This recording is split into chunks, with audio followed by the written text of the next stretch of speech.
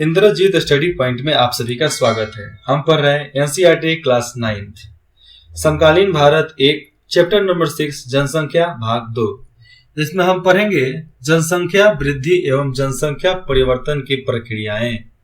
जनसंख्या वृद्धि कैसे होती है, जनसंख्या कैसे बढ़ता है, जनसंख्या का बंटवारा कैसे होता है, इसका कारण और इसकी प्रक्रिया दोनों हम जानेंगे। अब जनसंख्या एक परिवर्तनशील प्रक्रिया है जिसमें परिवर्तन होते रहता है।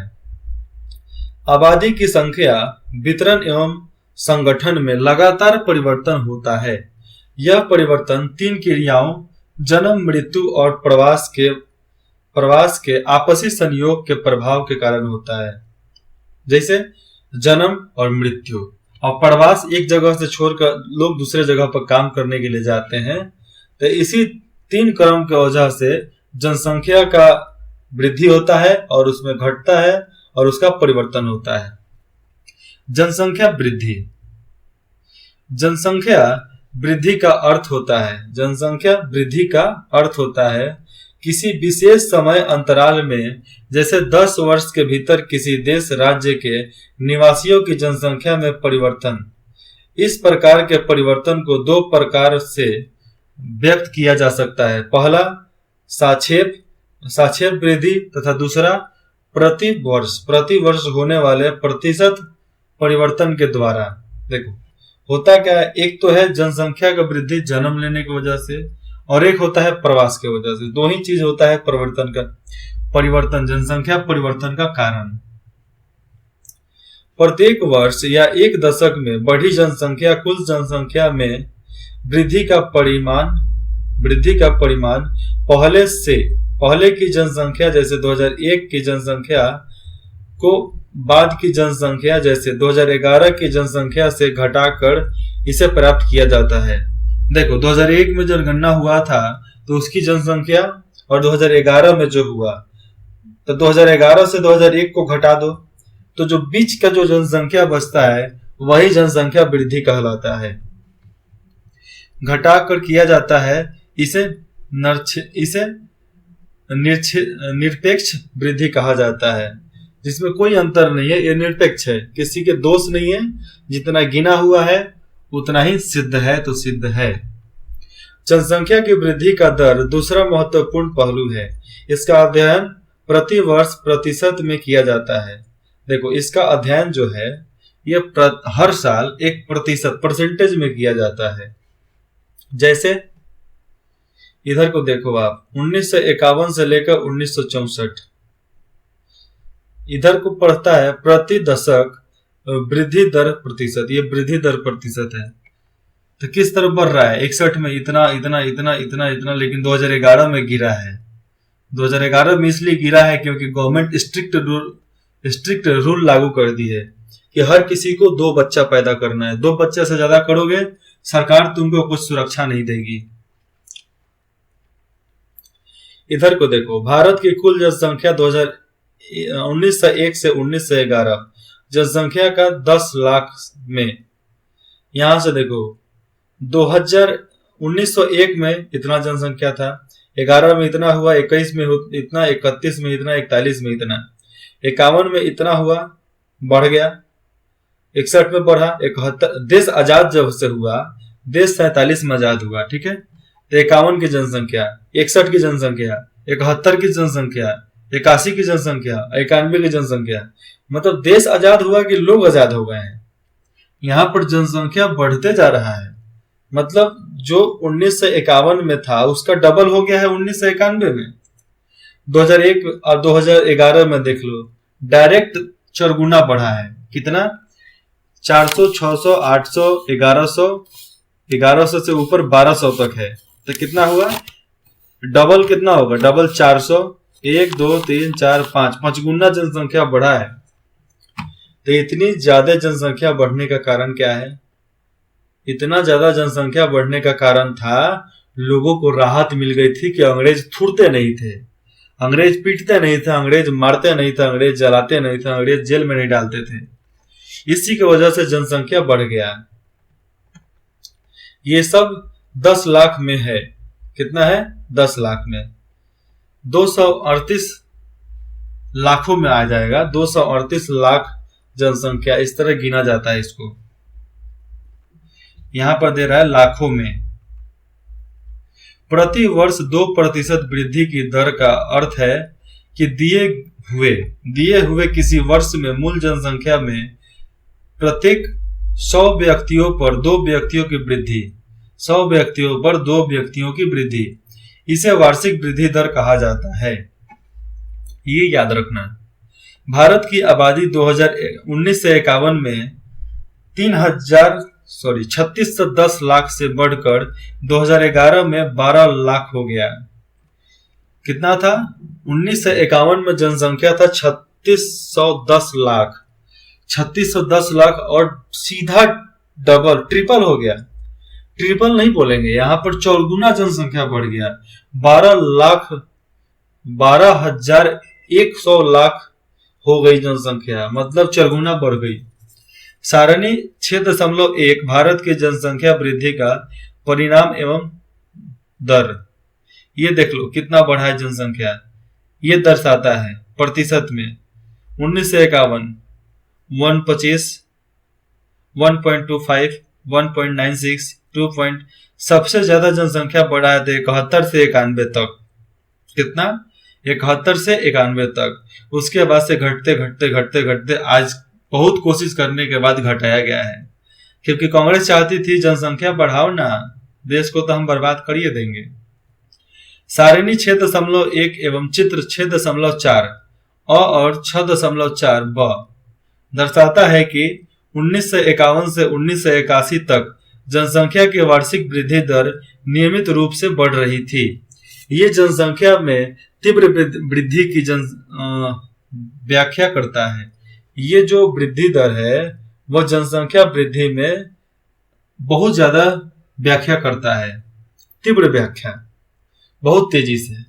जो 1951 में 3610 लाख से 1981 में 6830 लाख हो गई थी जनसंख्या बढ़ने की। सारणी 6.1 से पता चलता है कि वृद्धि दर में कमी के बावजूद प्रत्येक दशक लोगों की संख्या में नियमित रूप से वृद्धि हो रही है। ऐसा क्यों वृद्धि हो रहा है? किंतु यहां पर दिया गया, किंतु 1981 से वृद्धि दर धीरे धीरे कम होने लगी। इस दौरान जन्म दर में तेजी से कमी आई। देखो, वृद्धि दर थोड़ी धीमी हो गई, लेकिन क्योंकि जो बच्चा जन्म लेता था उसमें कमी आ गई, क्योंकि बहुत ज्यादा बीमारी आ गया था उस समय, हैजा, कलेरा, जिसके वजह से बहुत लोग मारे गए।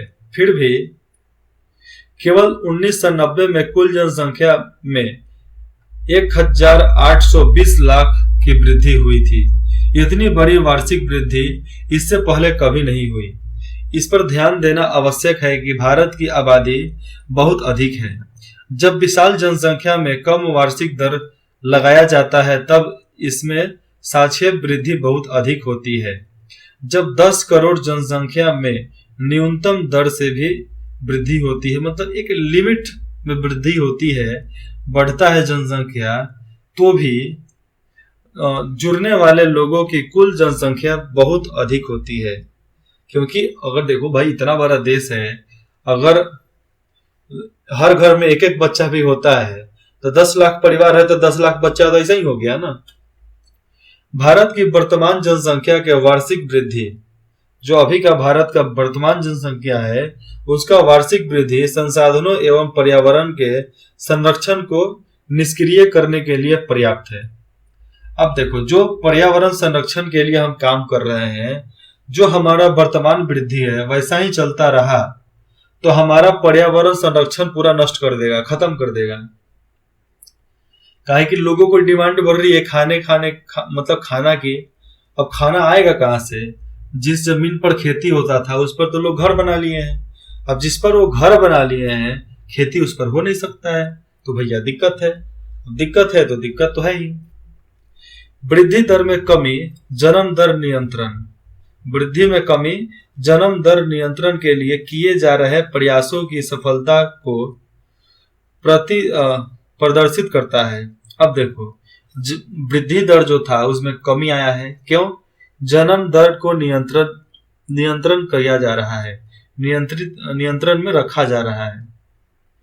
इसके लिए बहुत ज्यादा ऐड चलता है, सरकार बोलती है, पढ़ाई बोलती है कि भाई जनसंख्या रोको। इसके बावजूद जनसंख्या की वृद्धि जारी है, इसके बाद भी जनसंख्या बढ़ रहा है तथा 2045 तक भारत चीन को पीछे छोड़ते हुए विश्व के सबसे अधिक आबादी वाला देश बन सकता है। इसका भी रास्ता है, कुछ लोगों को जापान भेज दो, परिवार सहित जापान भेज दो, जाओ भाई जापान में रहो, कमाओ पियो ऐश करो, क्योंकि वहां पर लड़कियों की जनसंख्या ज्यादा है, लड़कों की कम हो गई है। और लड़का लड़की छोड़ो, क्योंकि जापान के लोगों को ज्यादा बच्चा उच्चा नहीं होता है, इसके वजह से भी वहां पर जनसंख्या कम होते जा रहा है। बढ़ाने के लिए हम हिंदुस्तानी हैं, वहां पर जा सकते हैं, कोई बात नहीं है, टेंशन लेने की बात नहीं है। जनसंख्या वृद्धि परिवर्तन की प्रक्रिया। अब जनसंख्या वृद्धि और परिवर्तन की प्रक्रिया क्या है उसके बारे में देखते हैं। जनसंख्या में होने वाले परिवर्तन की 3 मुख्य प्रक्रियाएं हैं: जन्म दर, मृत्यु दर और प्रवास। जन्म दर एवं मृत्यु दर के बीच का अंतर जनसंख्या की प्रतिकृति वृद्धि है, उसको बोलते हैं प्राकृतिक वृद्धि, यहाँ पर प्राकृतिक वृद्धि बोलते हैं। जो जन्म और मृत्यु का जो है उसको प्राकृतिक वृद्धि। एक वर्ष में प्रति 1000 व्यक्तियों में जितने जीवित बच्चों का जन्म होता है उससे जन्म दर कहते हैं। अगर जितने बच्चों का जन्म होता है उसे जन्म दर, यह वृद्धि का एक मुख्य घटक है, मुख्य कारण है कि इससे वृद्धि होता है, क्योंकि भारत में हमेशा जन्म दर मृत्यु दर से अधिक रहा है और भारत में हमेशा से मरने वालों की संख्या से ज्यादा जन्म लेने वालों की संख्या है, यह मानना भी लाजमी है। एक वर्ष में प्रति 1000 व्यक्तियों में मरने वालों की संख्या को मृत्यु दर कहा जाता है। जो मरता है मृत्यु दर में तेज गिरावट भारत की जनसंख्या में वृद्धि की दर का मुख्य कारण है। मृत्यु दर में गिरावट आ गई है, तेज गिरावट, जिसके वजह से जनसंख्या बढ़ गया है भारत की। 1980 तक उच्च जन्म दर एवं मृत्यु दर में लगातार गिरावट के कारण जन्म दर तथा मृत्यु दर में काफी बड़ा अंतर आ गया है, सब जानते हैं। एवं इसके लिए कारण जनसंख्या वृद्धि दर अधिक हो गई है, क्योंकि जनसंख्या में वृद्धि, जन्म लेने का काम, बच्चा जन्म ज्यादा ले रहा है, क्योंकि लोगों को कोई काम है नहीं, बच्चे जन्म कर रहे हैं, बच्चे को पैदा कर रहे हैं। आज तो छोड़ो उस पर, आप लोग क्लास 9th में हो, क्यों फैमिली प्लानिंग तो हो ही गई होगी। अबे जिसका नहीं है गर्लफ्रेंड उसकी बात अलग है, जिसकी है उसका तो हो ही गया होगा। बाबू सोना टेडी बियर तो करते ही होगे, नहीं करते हो तो बोलो, करते हो ना, तो टेंशन किस बात का लेने का।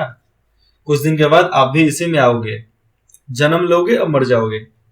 इसके लिए सुगा सुगी, पुग्गा पुग्गी, गुग्गू बुग्गू, इसको छोड़ो बेटा, पढ़ाई कर लो, क्योंकि बच्चों पढ़ाई करोगे तो जिंदगी संवर जाएगी, और नहीं तो चुज्जा चुज्जी में रह जाओगे ना, तो चूहा बेचते रह जाओगे, चुज्जी पकड़ते रह जाओगे। इतिहास गवाह है, कोई भी लवंडियाबाजी करने वाला इतिहास नहीं रचा है। इतिहास वही रचता है जो लवंडियाबाजी नहीं करता है। सबसे खतरनाक जो औरतें होती हैं, जो सबको बिगाड़ती हैं, वो बाद में खुद संन्यास धारण कर लेती है। मतलब हजारों लाखों को बिगाड़ने के बाद वो संन्यास धारण कर लेती है, और इधर का लोग कटकुट कर मरने के लिए तैयार है। एक कहानी सुनाता हूं। यहाँ के बिहार के वैशाली जिले के एक नगर वधू थी आम्रपाली।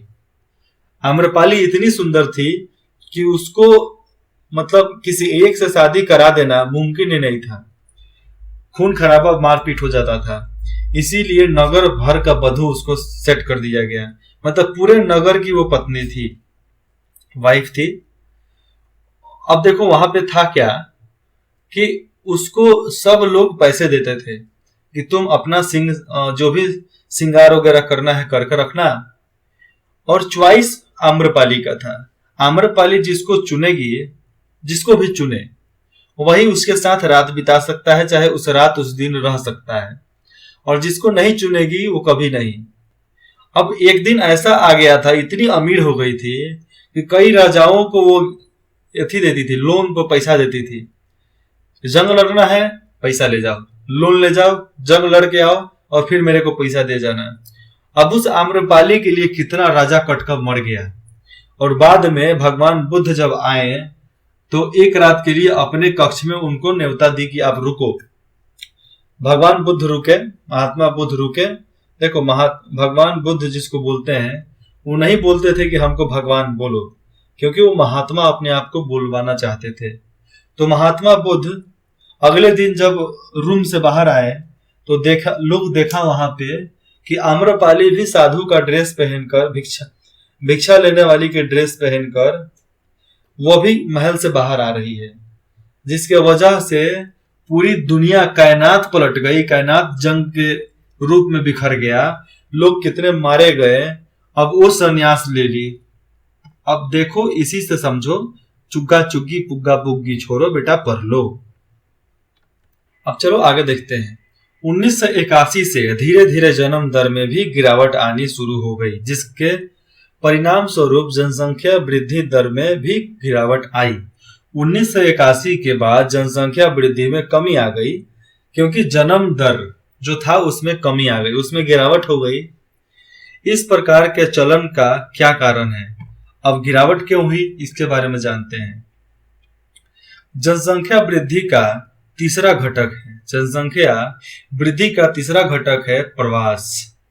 लोगों का एक क्षेत्र से दूसरे क्षेत्र में चले जाने को प्रवास कहते हैं। प्रवास आंतरिक देश के भीतर या अंतर्राष्ट्रीय देश के बाहर हो सकता है। देखो, आंतरिक मतलब देश के अंदर और अंतर्राष्ट्रीय मतलब देश के बाहर। प्रवास मतलब लोग एक जगह से दूसरे जगह चले जाते हैं, नहीं तो वहां के लोग इधर में चले आते हैं। देश के लोग विदेश जाएंगे और विदेश के लोग अपने देश में आएंगे। आंतरिक प्रवास जनसंख्या के आकार में कोई परिवर्तन नहीं लाता है।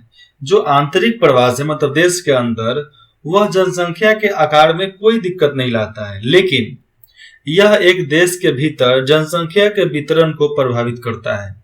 लेकिन ये जो आंतरिक प्रवास जो है, ये जनसंख्या के वितरण को प्रभावित करता है, क्योंकि एक क्षेत्र से लोग कम होते हैं, दूसरे क्षेत्र में बढ़ जाते हैं। जितनी जनसंख्या दिल्ली में है उतनी जनसंख्या कहीं नहीं है। छोटे से जगह में उतना लोग, मतलब समझ लो कि एक स्टेडियम उतने दूर में करीबन हजारों लोग रहते हैं, हजारों परिवार रहता है। भूकंप भी आए तो हजारों परिवार तुरंत साफ। राम राम सत्य है, राम राम सत्य नहीं, राम नाम सत्य है। लेकिन यह देश के भीतर हो तो कोई दिक्कत नहीं है। जनसंख्या वितरण एवं उसके घटकों को परिवर्तित करने में प्रवास की महत्वपूर्ण भूमिका होती है। अगर जनसंख्या वितरण एवं जनसंख्या के घटकों उसमें परिवर्तन लाने का मुख्य कारण, महत्वपूर्ण कारक भी प्रवास है, क्योंकि एक क्षेत्र से दूसरे क्षेत्र में लोग टपक के चले जाते हैं। भारत में अधिकतर प्रवास ग्रामीण से शहरी क्षेत्रों की ओर होता है। गांव से लोग शहर में जाते हैं, क्योंकि ग्रामीण क्षेत्रों में आकर्षण पुश कारक प्रभावी होते हैं। ये ग्रामीण क्षेत्रों में गरीब एवं बेरोजगारी की प्रतिकूल अवस्थाएं हैं, क्योंकि वहां पर बेरोजगारी गरीबी है, इसलिए वो नगर और शहर में भागते हैं।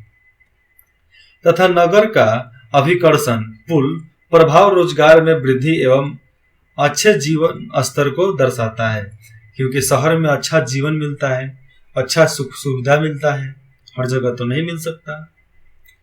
प्रवास जनसंख्या परिवर्तन का एक महत्वपूर्ण घटक है।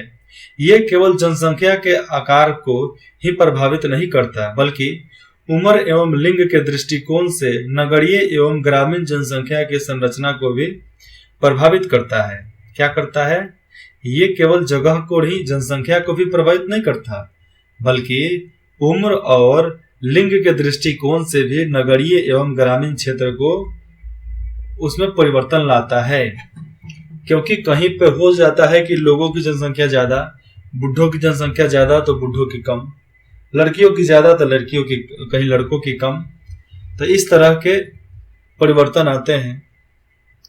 भारत में ग्रामीण नगरीय प्रवासों के कारण शहरों तथा नगरों की जनसंख्या में नियमित वृद्धि हुई है, मतलब एक तरह से वृद्धि हुई है। 1951 में कुल जनसंख्या 17.29% नगरीय जनसंख्या थी, जो 2011 में, अब देखो यहाँ पे बढ़कर जनसंख्या बढ़ी जब 2011 में, तो 31.80% हो गई। एक दशक 2001 से 2011 के भीतर 10 लाख से अधिक जनसंख्या वाले नगरों की संख्या 35 से बढ़कर 53 हो गई। जहां एक शहर में, एक जगह पे, एक नगर में 10 लाख लोग रहते थे, वैसा जगह 35 था पूरे हिंदुस्तान में। अब 10 लाख से अधिक लोग रहते हैं, मतलब 53 नगरों में, मतलब 53 शहरों में। जैसे में केरल, देखो सीधा बात है, मैसूर, कुछ नाम मैं बताता हूँ, मैसूर, चेन्नई, हैदराबाद के आते हैं भोपाल के बाद महाराष्ट्र में मुंबई, थाने और नासिक, पुणे, बिहार में लखनऊ, नहीं गुजरात, बिहार में आ जाएगा पटना, बिहार में तो सब क्षेत्र में जनसंख्या ज्यादा है। दिल्ली, उत्तर प्रदेश में लखनऊ, कानपुर में प्रयागराज, वाराणसी, और भी गांधीनगर गुजरात में है, रायपुर, और पंजाब में चंडीगढ़। ये सब जगह है जहां पर जनसंख्या बहुत ज्यादा है। आगे पढ़ेंगे आयु संरचना, जो भाग 3 में पढ़ेंगे। अगर आपको कुछ भी डाउट हो कमेंट में आप कर सकते हैं। इंद्रजीत स्टडी पॉइंट में जुड़े रहने के लिए आप सभी का धन्यवाद।